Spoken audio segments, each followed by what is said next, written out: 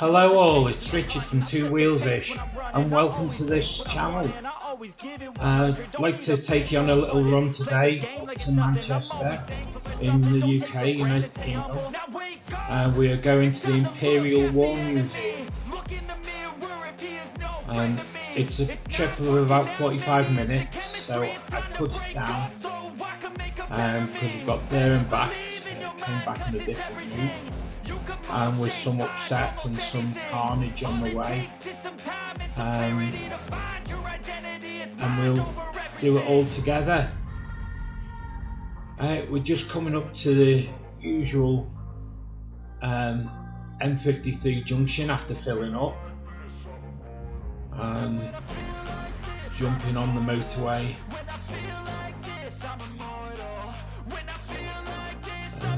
Here we go.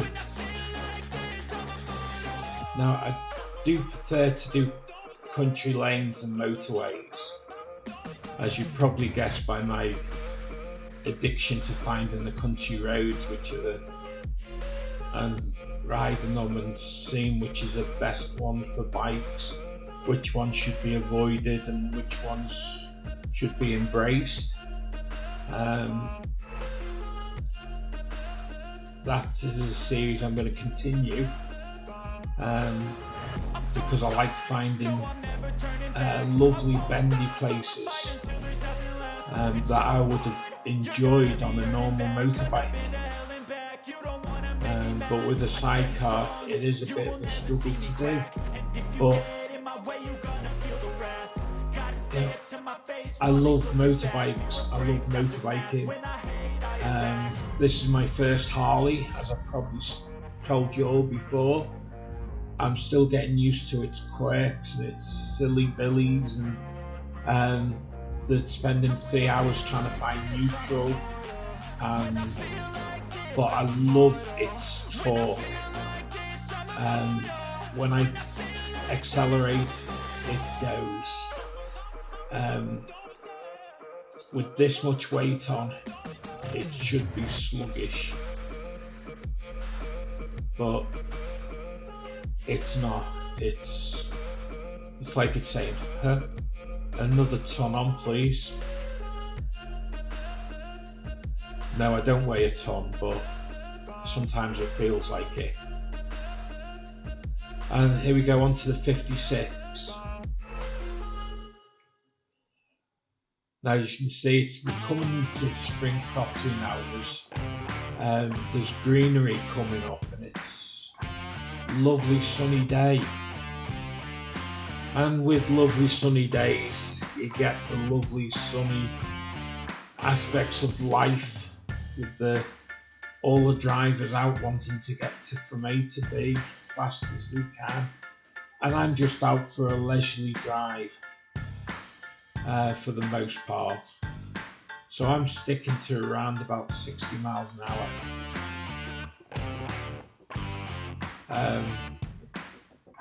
which for me, is comfortable. And sometimes I go a bit below 60. You'll notice that when the lorries start overtaking me. But I drive at what's comfortable for me. I'm driving this slow really because I'm talking into my helmet and trying to get the damn audio to work from the helmet, so I don't have to keep on doing these voiceovers, which is a little bit tricky sometimes, because I've lost the train of thought. When I'm going up there, I've seen something and I've spoken about it. But for now, these voiceovers will have to go until I get it fixed, which I am working on it. I've repositioned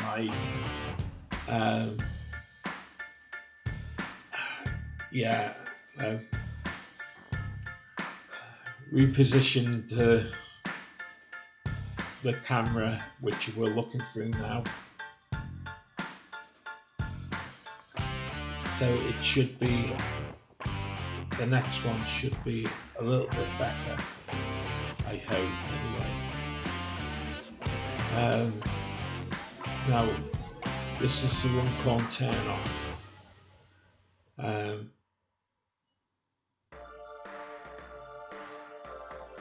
Not a lot I can say about it, it's just we're going over the River Mersey, or part of it. And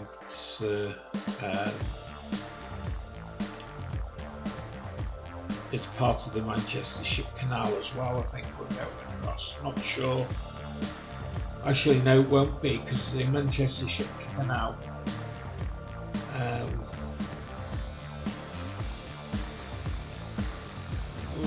don't know.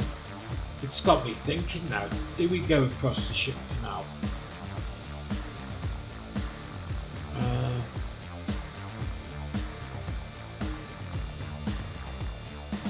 We must do somewhere along the way, but I don't know if that's it. Anyway, we're travelling up to Manchester into the roadworks. Now, I had another camera mounted to the back of the box, my luggage box, and when I look in my mirrors you can see it on the far mirror to my right, which is on the bike side, and unfortunately in a few minutes that mirror is not going to show the camera anymore, as this nice gentleman comes up besides me and gives me a bit of bad news, which is that the camera has fallen off the back and is smashed to pieces on the M56. This camera is 2 weeks old, and it cost a freaking fortune, and it was an impulse buy. I couldn't afford it at the time, to do the egg run, and it didn't do the egg run because it slipped on its mounting and was pointing up at the sky. So there's a gentleman who tells me my camera has gone off the back, which I wasn't too pleased with. So I've come off at this junction, and I'm now doing expletives into my helmet, saying how unhappy I am. Words to that effect.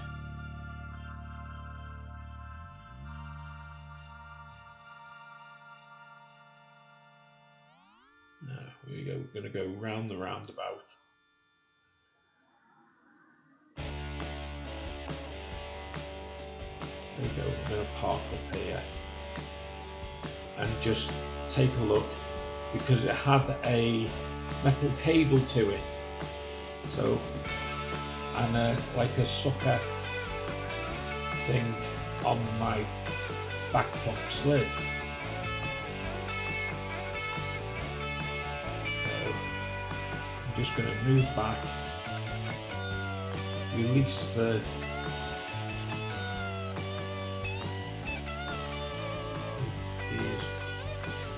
switch off the ignition, and there you go, it's missing.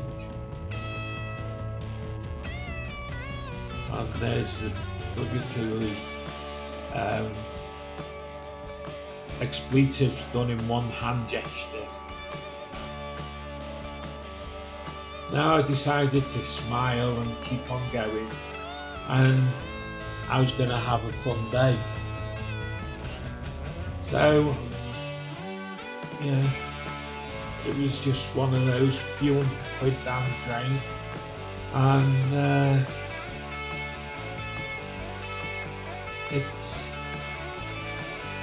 yeah,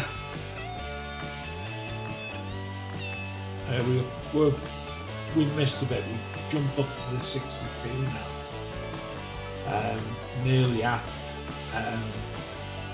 well, the traffic centre.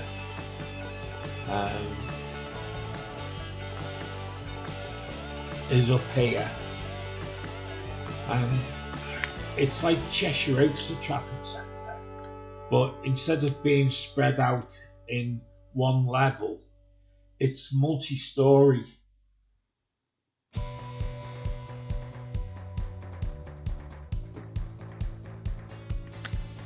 So it is a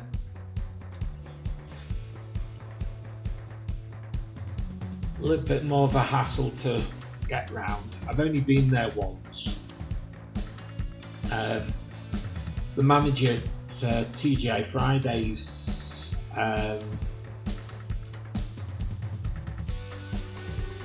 invited us up because he wanted us to do some work. This is me and Elaine, my wife,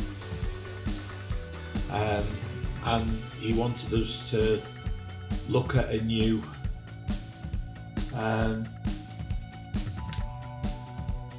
shop, the Coin Exchange. He was going to manage moving from the Trafford Centre to the Coin Exchange.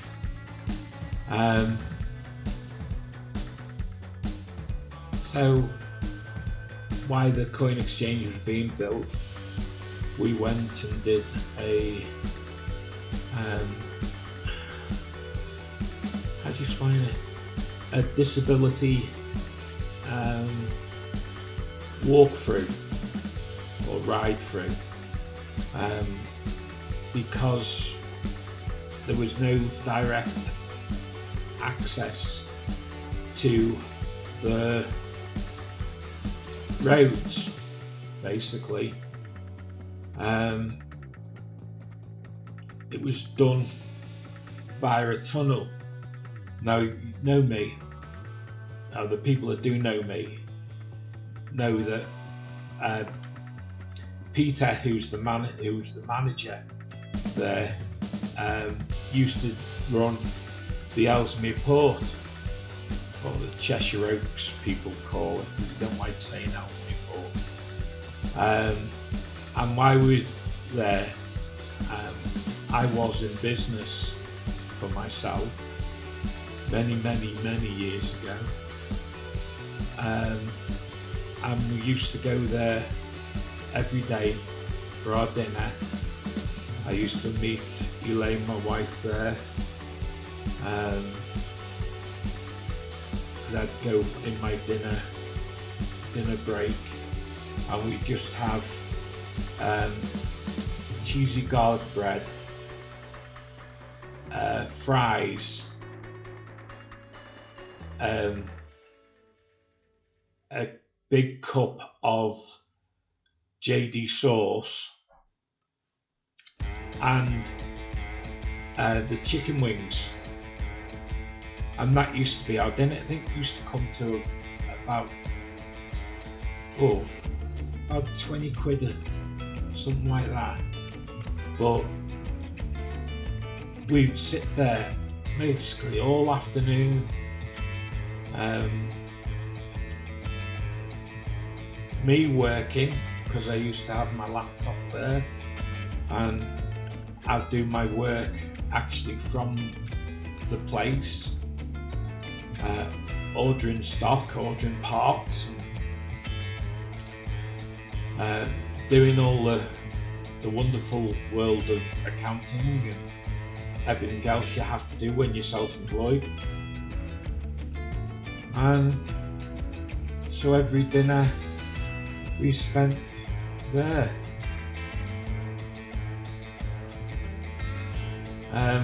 So Peter moved to Trafford Centre, getting back off the point, and the Trafford Centre he invited us for a meal. So we went up and he gave us a lovely meal. He paid for it. Basically, he did a 3-course meal for both of us, and he actually did it on our anniversary, because he remembered when our anniversary was. Now, this on the side of us here is ITV Studios. You can see the facades of the houses. It's where they shoot some of Emmerdale. Not Emmerdale. What's the other one? Coronation Street. That's done there. Now, as I say, here we are at the War Museum. But they used to call us the JD Monsters because we was in there so much. It used to have JD sauce with everything. But when he was moving from the Trafford Centre through to the Coin Exchange in Manchester, he wanted us to look over it. Now there's one part you couldn't get direct access into the street. So if you're at the back of the building and a fire came, you had to go basically through a tunnel and come up next door. Unfortunately, next door was the same building which they just put a partition in. They partitioned it off, and you had to sit there and wait for the fire brigade to rescue you.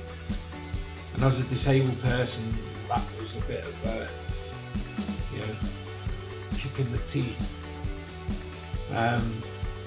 One of the reasons was they put a hydraulic lift in which wouldn't work in the event of a fire.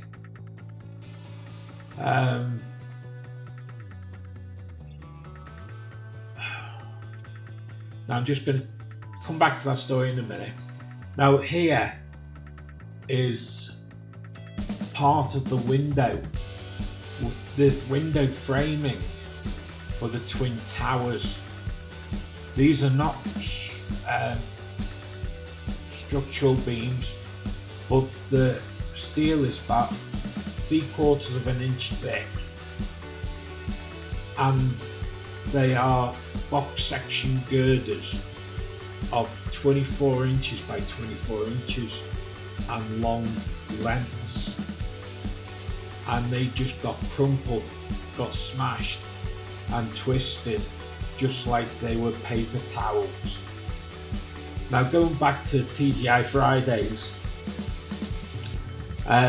it was brilliant because they did take my recommendation of taking the hydraulic lift out and putting a ramp in.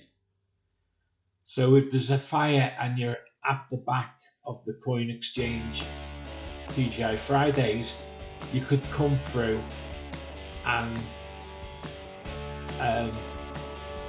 basically get out. If it is bad, you have the option of going down, and they put a telephone in there for, if someone was stuck, they could get to talk to someone. They put fire doors down there with smoke as a smoke barrier. They put positive air there, so air was pumped in. So in that corridor, there was no smoke could get up because positive air pressure sealed it basically. So that's my story anyway, why we had a free meal at the Trafford Centre, and the only time we've been in the Trafford Centre.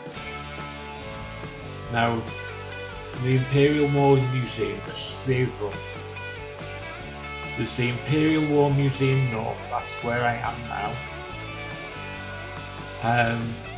And this is about the people in war and how it affects us. And it goes on for the Cold War,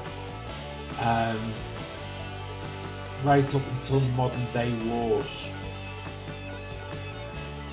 And if you think about it, the wars that are going on around the world, that is a Merlin engine. Just bring there. That is a Merlin engine. That's the Rolls-Royce Merlin. It's not a very good picture of it, but that's the Merlin that was in the Spitfire. It was in the Lancaster and also the Mosquito.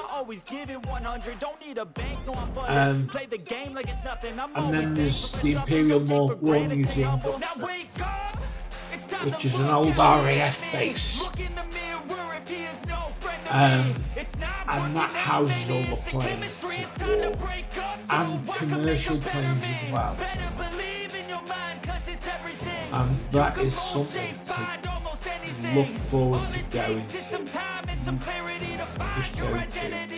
Now this in front of me now, as you can see, it's like a cone. It was a fire watch, Second World War. We had them in important buildings. Now they would be in there with a spirit pump, a bucket of water, and a long handled shovel to pick the incendiaries up off the roof and throw them over. Now this is what happens now. They use the walls to tell a story, and the story they're telling this time is animals in war. And how animals have affected our war. That, you know,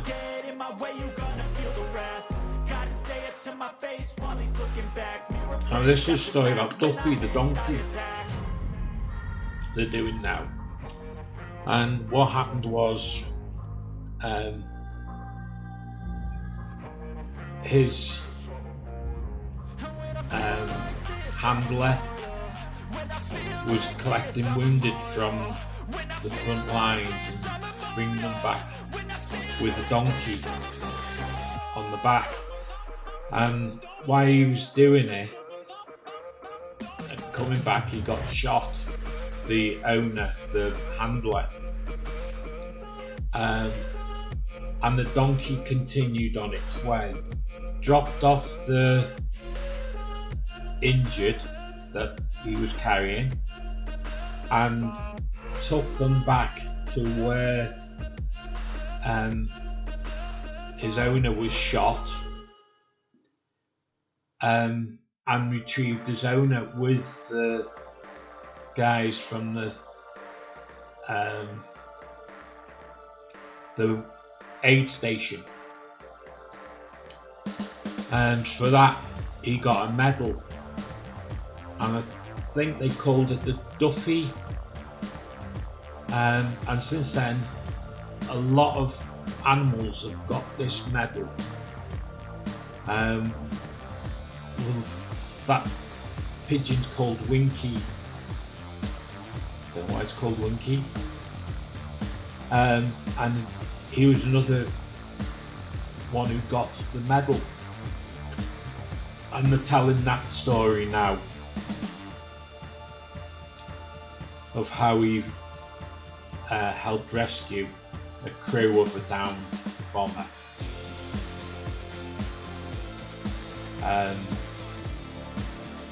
By flying many miles. But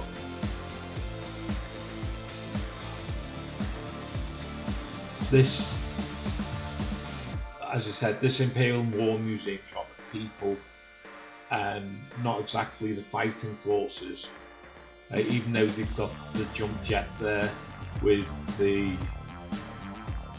US Marines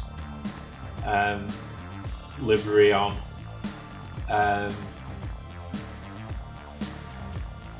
they have tanks dotted about the place, but it's more about the people.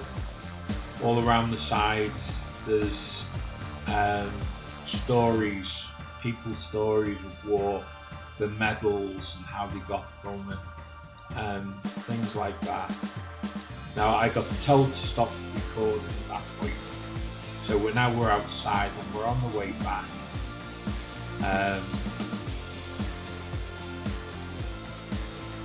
Yeah, I cut out the going outside bit, back on the bike and everything else out, because a group of people came up and talked to me, and I really didn't want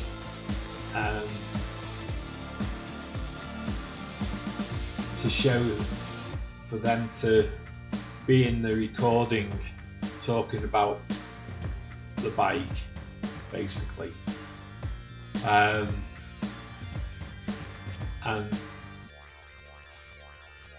it is one of them that, you know, I don't want to show,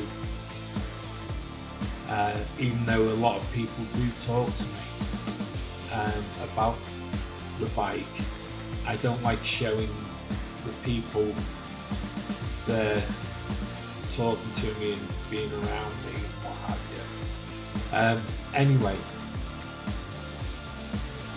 the trip home was totally uneventful. I've left it in as a bit of an insight on what it's like to ride the bike.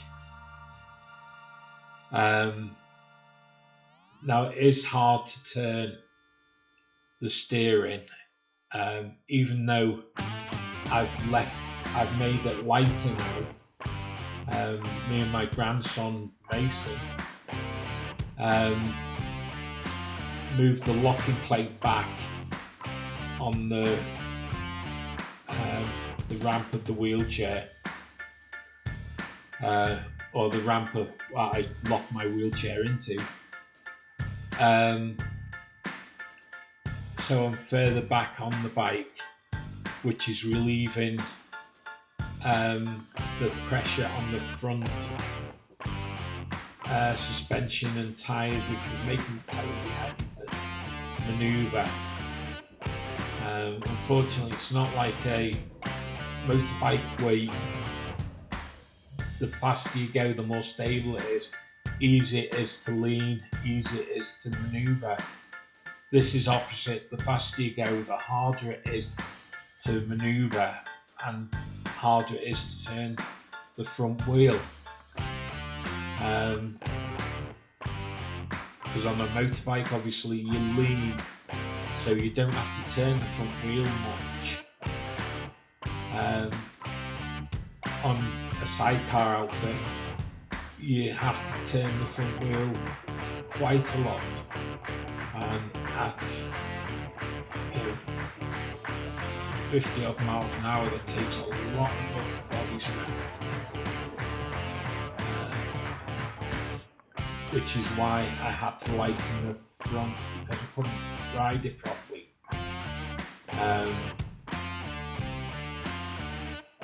Because after a few hours I was absolutely tired out. Now I think we've got about close to 10 minutes of this ride back left. I have clipped it down, got the some of the bits which are not interesting. There's just nothing to see apart from factories or brick walls. Out of the video, but we're going back a different way. We're going to link onto the 56 a lot higher up than what we did last time. We came along the M6 and then onto the M60. So we're not doing the M6 this time, or down the M60. We're going straight onto the 56, and you know, we're going to carry that home.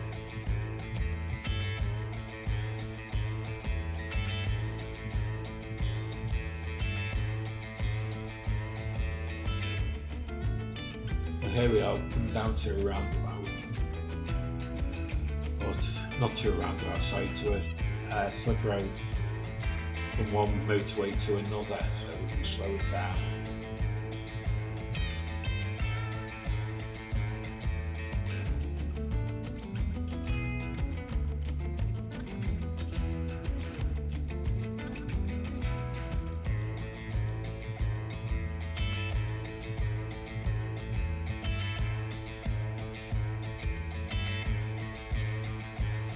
Now notice the car in the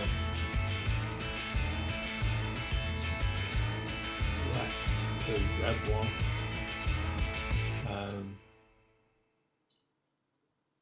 He undertakes me in a bit.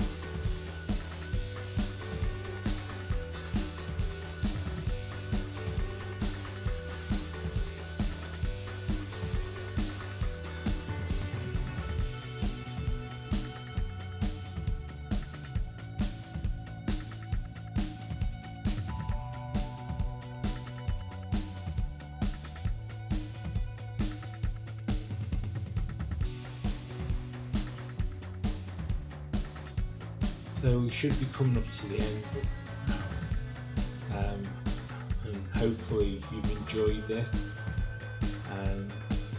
and I will say goodbye, and please subscribe, thumbs up, comment, any ideas on how to get better audio on my helmet, or what cameras are best to use on this style of motor vlogging.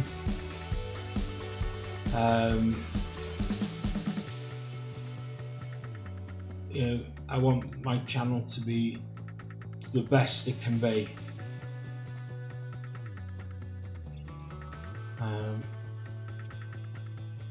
And I've done this as a hobby. After losing my wife, I have nothing to do, so I do this as a hobby. Riding the bike, it just takes my mind off everything and gets me chilled out. But I don't know who said time makes the heart beat. You know, the heartache go away or whatever, but they're totally wrong.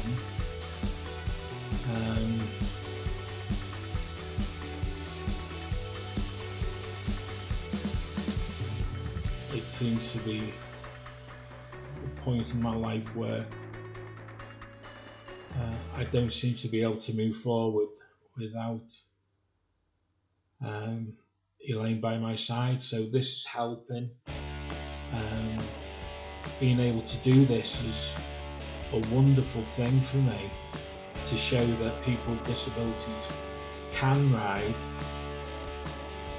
I just want to do a quick shout out to NAB. Get them on Facebook. They have a good Facebook page. Ask questions about conversions or anything else, and the lads will help you no end. They are a great bunch of lads over there.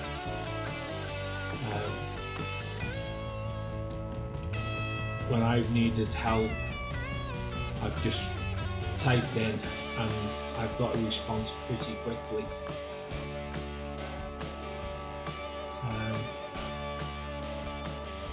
So yes.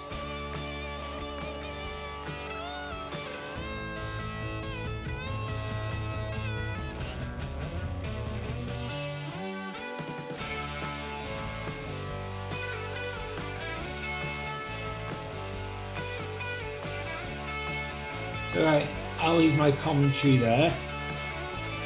As I said before, please subscribe, thumbs up, thumbs down, comment, especially if you can give me some help with my audio on my helmet.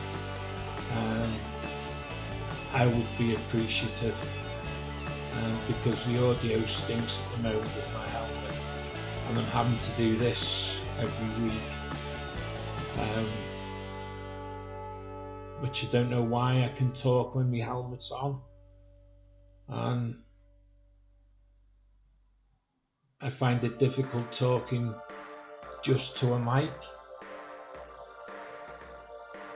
So yeah, I will let you go, and hopefully you enjoy the rest of your day and have a great time.